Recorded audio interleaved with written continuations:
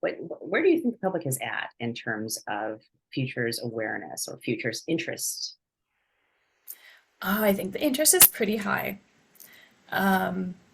which was also surprising. And people are really dedicated to coming to multiple sessions. So that shows me that it's not just sort of a, oh, I have nothing else to do kind of on a Saturday, but and they'll tell me, I'm so sorry I missed the last session, like they're committed. A lot of them are really committed to making the most out of the programming in this residency.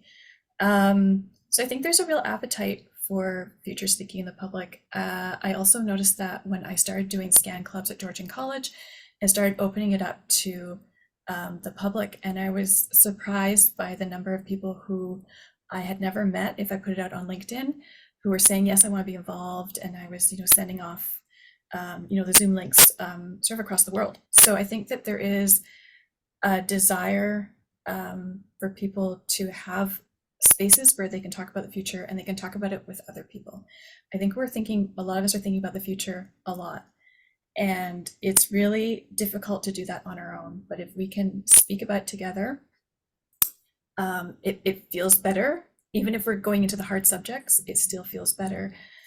So I think there's just a real appetite for people to come together and think about and talk and think about the future, even among those who are maybe new to foresight or futures.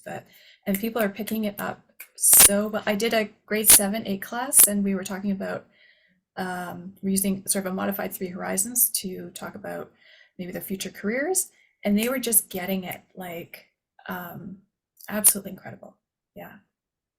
Wow, we have one question in the chat, and then we can go into the session proper. And I think there'll be a time for questions at the end as well, because I know that the session will generate some questions.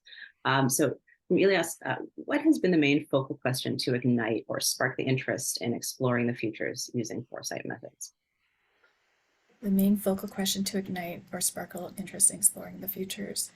The main question for the public, I'll assume, like, maybe I'll just take that sort of that perspective.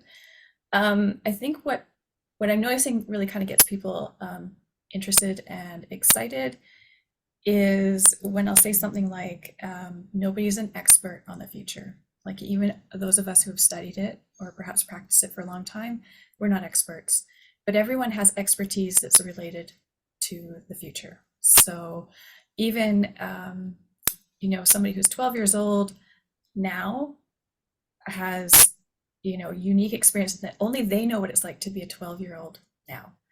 Only they know what it was like to be 9, 10, 11 during the pandemic, or what it's like to be in Toronto, and in school at this point. So it doesn't matter where you are, that you have expertise and that we're going to weave that expertise together.